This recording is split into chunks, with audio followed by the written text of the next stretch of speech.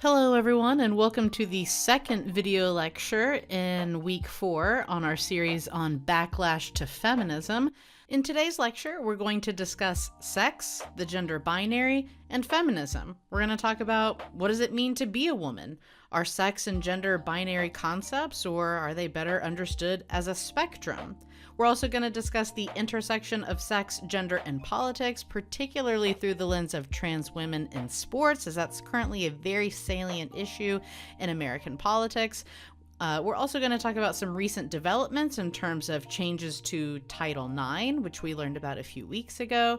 I also want to make sure that we discuss global views on sex and gender throughout human history to help contextualize the way that we talk about sex and gender. And then lastly, I want to wrap up with a conversation about feminism and trans women and the debates that we see between gender critical feminists and trans inclusive feminists. So let's go ahead and get started.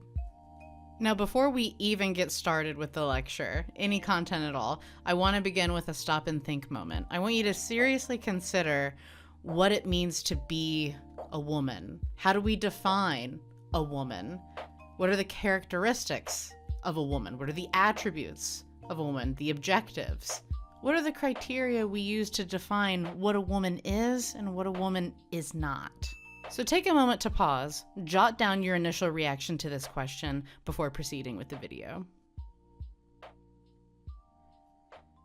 So I'd love for you to take a moment reflecting on the things that you wrote down in terms of the criteria you think should be used to define what a woman is or what a woman isn't, and how that pairs with the content that we see here. Did you mainly refer to sex traits or gender traits? And that's what I want to break down before we get any further, is the difference between sex and gender, because we use these terms pretty interchangeably, but they mean very, very different things.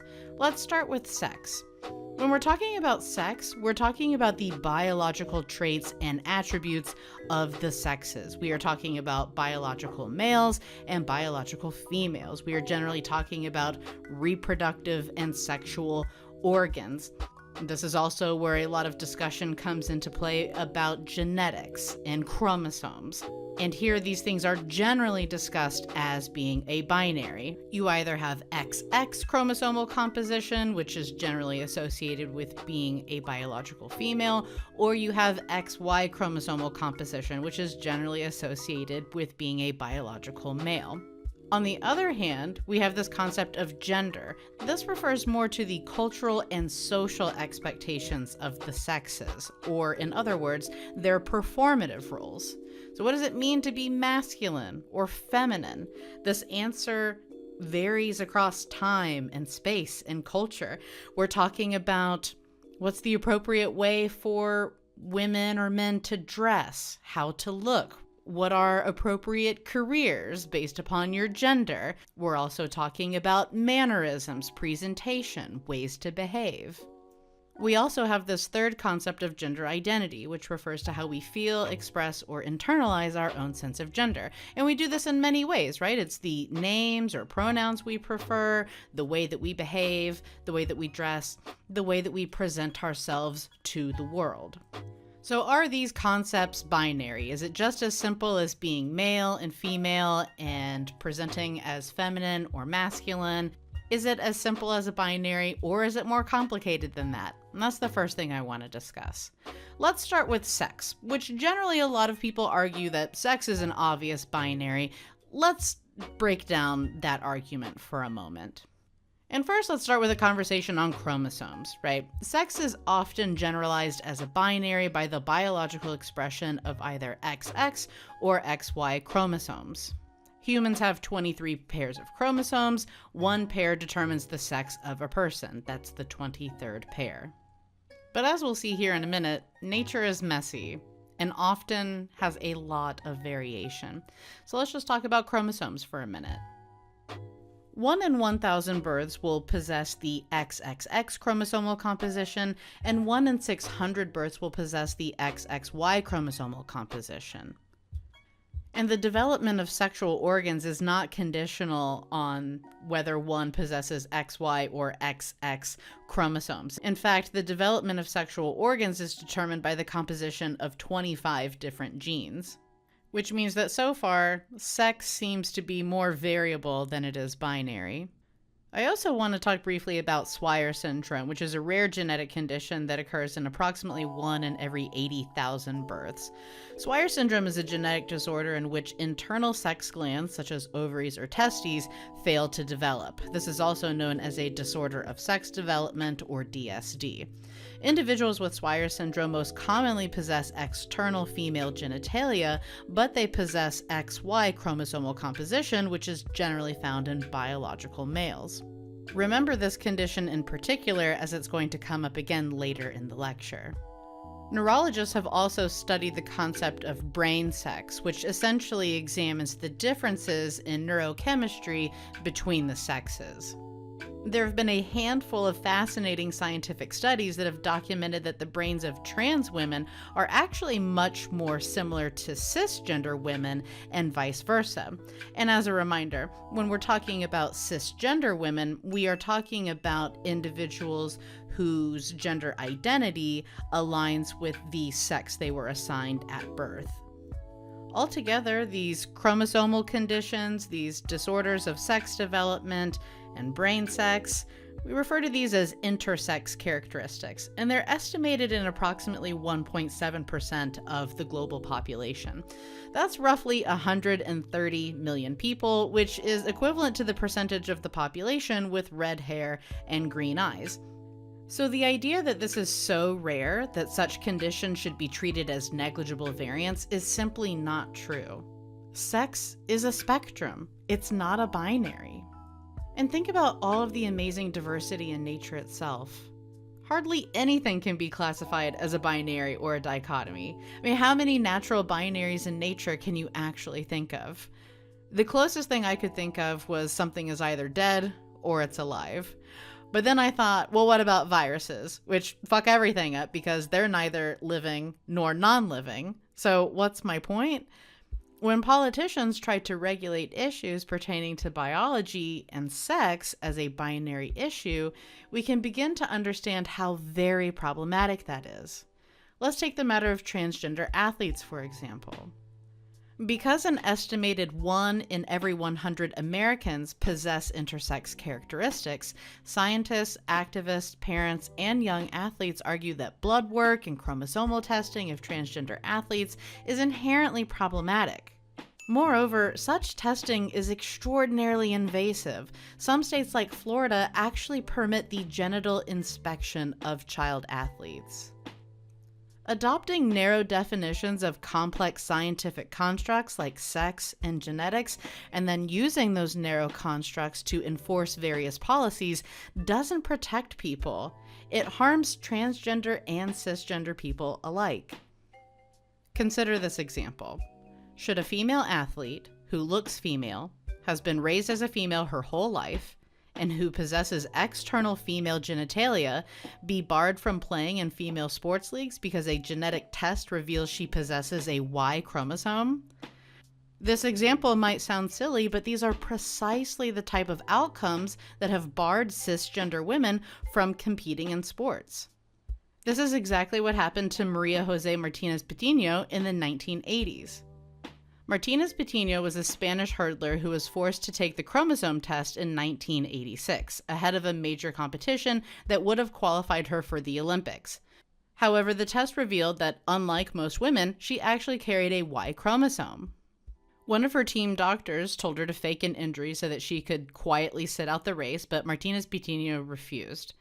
When she won first place, her test results were leaked to the press. Her running times were erased, and she was kicked off the Spanish team. I felt ashamed and embarrassed, Martinez Patino wrote in a 2005 account of her sex testing. I lost friends, my fiancé, hope, and energy. But I knew that I was a woman, and that my genetic difference gave me no unfair physical advantage. I could hardly pretend to be a man. I have breasts and a vagina. I never cheated. Much like Swyer syndrome we discussed earlier, Martinez Patino had complete androgen insensitivity syndrome, which means that despite having a Y chromosome and internal testes, her body cannot respond to testosterone. Women with this condition develop the external sex traits of women, but they don't have a uterus and cannot conceive children. And despite these concerns, nearly 70% of states have introduced legislation that aims to ban transgender athletes from female sports teams. Today, there are 25 states that have enacted laws or regulations barring transgender athletes from competing in girls' and women's sports. And as you'll notice, the narrative largely focuses on protecting cisgender women. And this might lead us to wonder, why don't we hear more about the trans men in sports who are shattering records, winning competitions, and making history? Well, that's because the narrative on why transgender athletes should be banned from female sports largely centers on fear-based messaging, or the idea that trans people present a threat to women. This rhetoric is so effective because it plays to classic gender stereotypes about female fragility, that women are weak, that they require protecting. These sets of attitudes are generally understood as characteristics of benevolent sexism. While it might seem like a positive, good, or even benevolent thing to cherish women and desire to protect them, this view actually undermines women. It emphasizes their inferiority, and it reinforces the idea that women are subordinate to men. We do not see a similar magnitude of attack towards trans men because there is no culture of fear to support the notion that women are legitimate aggressors to men. And with so many states taking action on banning transgender athletes from girls' and women's sports teams across all levels of education, we've seen the Biden administration attempt to exert some influence on this issue at the national level. And one way that President Biden has attempted to interject himself into this debate is by proposing changes to Title IX. You'll recall that the passage of Title IX was a major accomplishment of second-wave feminism, which bars discrimination on the basis of sex in all education levels. This includes rules for how schools handle cases of sexual assault, harassment, pregnancy discrimination, and equal athletic opportunity. These rules impact every K-12 school, college, and university in the country that receives federal funding. So the Biden administration has attempted to expand Title IX protections against discrimination on the basis of sexual orientation and gender identity, which are currently unprotected classes. And if this new language were to pass, it would essentially nullify transgender sports bans in the 50% of states that have already passed such laws. While these new rules are set to go into effect August 1st, 2024, the changes are currently blocked from going into effect in a handful of states as dozens of lawsuits across the country make their way through the court system. Opponents challenging the new rules argue that including gender identity as a protected class alongside sex will dismantle 52 years of protection toward biological females. Here we can read the opinion from U.S. District Judge Terry Doughty, whose ruling on the new changes to Title IX have essentially blocked the rules from going into effect in 4 different states. Judge Doughty writes, Title IX was enacted for the protection of the discrimination of biological females. However, the final rule may likely cause biological females more discrimination than they had before Title IX was enacted. He continued, by allowing biological men who identify as female into locker rooms, showers, and bathrooms, biological females risk invasion of privacy, embarrassment, and sexual assault. Again, we see the default to the fear-based messaging. So how can we use science to prove that sex is binary? The short answer is you can't. Sex is a spectrum. It is not a binary.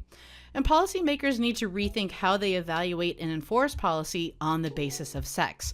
Rigid binary constructs have the potential to harm everyone, as has been shown in this lecture.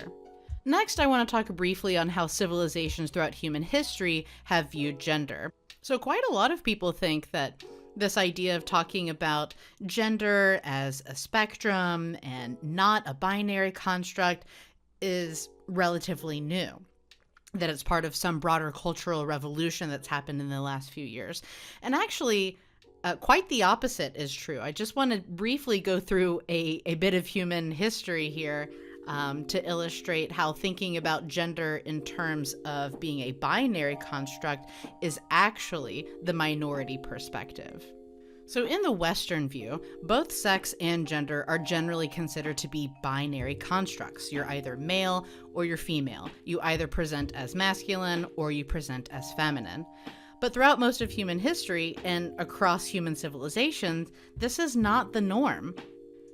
We can go back to the First Nations of Australia around 63,000 BCE, where we have the concept of sister girls and brother boys among the First Nations of Australia.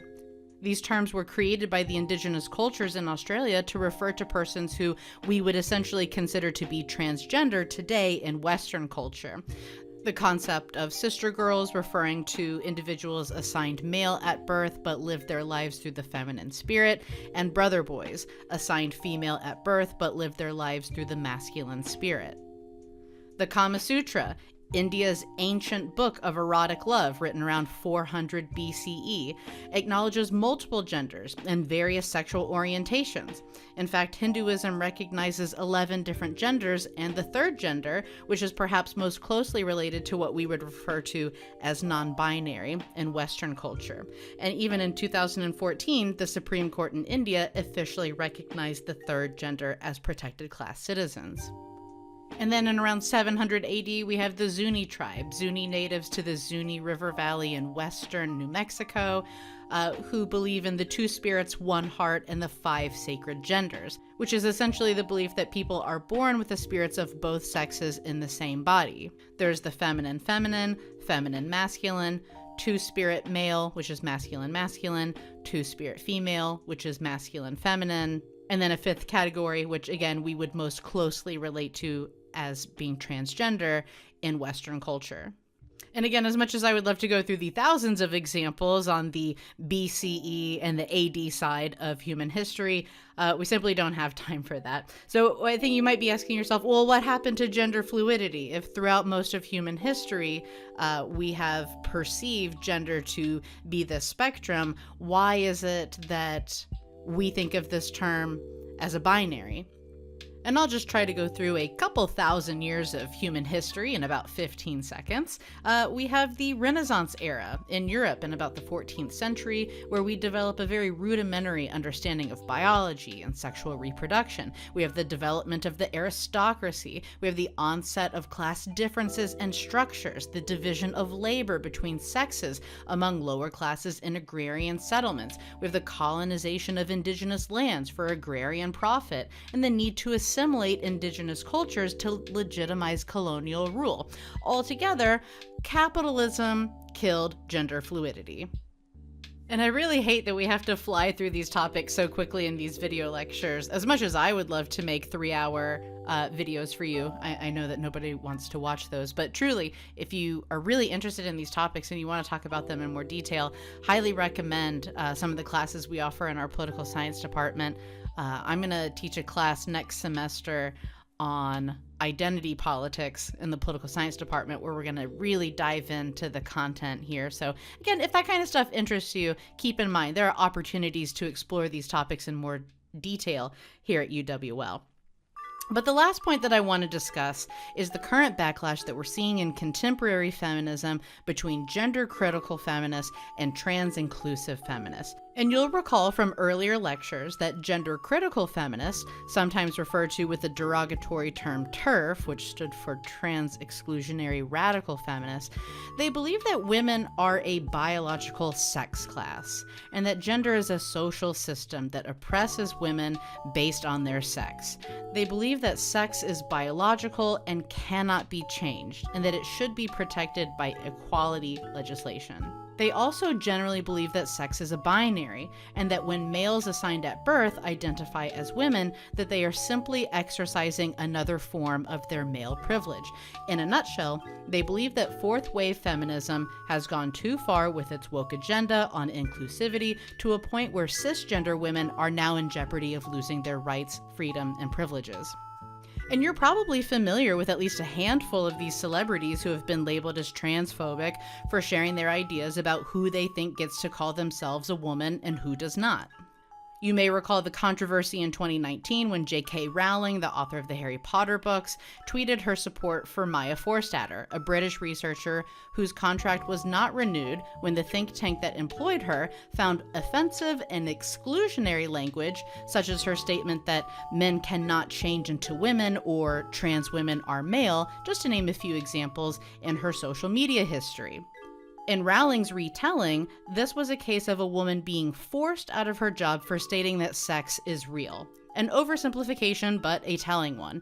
Trans-exclusionary feminism relies heavily on the idea that sex is biological and immutable. Bette Midler, who you may recall from the 1993 film Hocus Pocus, tweeted in 2022, "Women of the world, we are being stripped of our rights over our bodies, our lives, and even our name. They don't call us women anymore. They call us birthing people or menstruators, and even people with vaginas. Don't let them erase you. Every human on Earth owes you." Again, expressing anger with the inclusive language typically used among liberal fourth-wave feminists. And in a 2022 interview, Piers Morgan asked Macy Gray for her definition of a woman, to which she responded, "A woman is a human being with boobs and a vagina." For clarification, she also added, "I will say this, and everyone's gonna hate me, but as a woman, just because you go change your parts doesn't make you a woman. Sorry." And I'm going to play one of those card game videos where people are asked to share their opinions on controversial issues, because I think this video does a really great job of highlighting the major arguments between gender-critical feminists and trans-inclusive feminists. And as you'll see through the captions of this video, a common narrative that you hear among those arguing why trans women aren't really women boils down to matters of sex and not gender. So they'll say things like, trans women aren't women because they can't menstruate. Trans women aren't women because they can't bear children. Or trans women aren't women because they haven't lived the female experience. And what liberal feminists find so infuriating about this messaging, among many things, is that roughly 10% of American women, which is about 6 million people by the way, struggle with their fertility. They don't menstruate regularly, they can't conceive children, and no one would dare say that a cisgender woman isn't really a woman because she can't get pregnant, or that a young woman who becomes infertile due to ovarian cancer is no longer a woman. Folks who see things from the gender-critical view think that when a trans woman asks to be called a woman, that they are really demanding that the world reject reality, that a person with a penis now must be seen as a person with a vagina. There is an overemphasis on the biological traits that divide the sexes at the expense of an unwillingness to discuss the social and cultural divisions on gender. As Natalie Wynn told Ben Shapiro, "It's not that trans people don't understand biology, it's that their critics don't understand language." Transgender folks are not under the illusion that they can speak into existence a change of chromosomes, or that any regimen of hormone replacement therapy will biologically transform their sex to align with their gender identity. Transgender folks are more aware than anyone else that their gender identity will never perfectly align with their desired biological sex. Neither transgender folks nor their allies are disputing any sort of biological reality. Rather, the dispute centers around the conceptual category of what it means to present as a woman in society, and the language, both physical and verbal, that we use to communicate our gender.